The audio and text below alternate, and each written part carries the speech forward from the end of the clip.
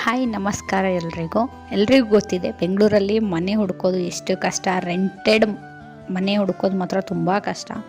Apartment ರೆಂಟೆಡು ಯಾವ ಥರ ಸ್ವಂತ ಮನೆ ಇದ್ರೇ ಟೆನ್ಷನ್ ಇರಲ್ಲ. ಬಟ್ ಏನು ಮಾಡೋದು, ಸದ್ಯಕ್ಕೆ ಅಡ್ಜಸ್ಟ್ ಮಾಡ್ಕೊಂಡು ಹೋಗ್ಬೇಕಷ್ಟೆ. ಹಂಗಾಗಿ ನಾವು ಇವಾಗಿರೋ HSR ಅಲ್ಲಿರೋ ಮನೆ ತುಂಬ ಕಾಸ್ಟ್ಲಿ ಇದೆ. ಬೆಂಗಳೂರಲ್ಲಿ ರೇಟ್ ಏನಕ್ಕೆ ಕೇಳಬೇಕಾಗಿರೋದ, ಎಲ್ಲ ಕಡೆ ಮನೆ ತುಂಬ ಕಾಸ್ಟ್ಲಿ ಇದೆ. ಅದರಲ್ಲಿ HSR ಮಾತ್ರ ತುಂಬ ಕಾಸ್ಟ್ ಇದೆ. ಹಂಗಾಗಿ ನಾವು ಅಂದ್ಕೊಂಡ್ವಿ ಬೇರೆ ಕಡೆ ಶಿಫ್ಟ್ ಆಗೋಣ ಎಲ್ಲಾದರೂ ಅಂತ. ತುಂಬ ದಿವಸದಿಂದ 1 ಮಂತೋ 2 ಮಂತ್ಸಿಂದ ನಾವು ಮನೆ ಹುಡುಕ್ತಿದ್ವಿ. ಬಟ್ ನಮಗೆ ಯಾವ ಮನೆಯೂ ಅಷ್ಟಿಷ್ಟ ಆಗಿಲ್ಲ.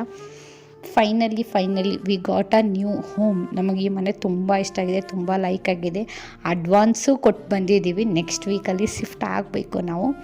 ತುಂಬ ಚೆನ್ನಾಗಿದೆ, ಫುಲ್ಲಿ ಫರ್ನಿಶ್ಡ್ ಇದೆ. ಕಿಚನ್ ಮಾತ್ರ ತುಂಬ ದೊಡ್ಡದಾಗಿದೆ. ಬೆಡ್ರೂಮು ಹಂಗೆ ತುಂಬ ದೊಡ್ಡದಾಗಿದೆ, ಅದನ್ನು ಫುಲ್ಲಿ ಫರ್ನಿಶ್ಡ್ ಇದೆ. ನಮ್ದು ಏನೇನು ಐಟಮ್ಸ್ ಇರುತ್ತೆ ಅಲ್ವಾ, ಅಷ್ಟು ಒಳಗಡೆ ಕಬೋರ್ಡಲ್ಲೇ ಹೋಗ್ಬಿಡುತ್ತೆ. ಮನೆ ಏನು ಮೆಸ್ಸಪ್ ಏನೂ ಕಾಣಿಸಲ್ಲ.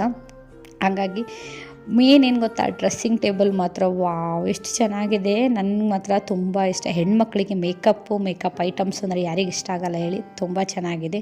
ನಾನು ಅದನ್ನೇ ನೋಡಿದೆ, ಫುಲ್ ಖುಷಿ ಆಗಿಬಿಡ್ತು. ಒಂದು ಡಿಸ್ಅಡ್ವಾಂಟೇಜ್ ಏನು ಅಂದರೆ, ಹಾಲ್ ಮಾತ್ರ ತುಂಬ ಚಿಕ್ಕದಾಗಿದೆ. ಹಾಲಲ್ಲಿ ಸೋಫಾನೂ ಹಿಡಿಸಲ್ಲ. ಹಾಗಾಗಿ ನಮ್ಮ ಸೋಫಾನ ನಾವಿಲ್ಲೇ ಎಲ್ಲಾದರೂ ಯಾರಿಗಾದರೂ ಕೊಟ್ಟು ಹೋಗ್ಬೇಕು ಅಷ್ಟೇ.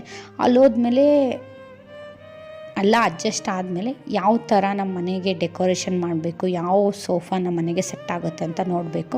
ಹಾಲಲ್ಲಿ ವಿಂಡೋ ಮಾತ್ರ ತುಂಬ ದೊಡ್ಡದಾಗಿ ಕೊಟ್ಟಿದ್ದಾರೆ, ಅದು ಮಾತ್ರ ತುಂಬ ಚೆನ್ನಾಗಿ ಇಷ್ಟ ಆಯಿತು.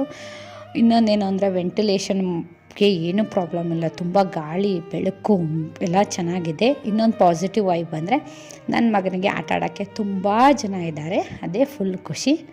Thank you for watching. Bye.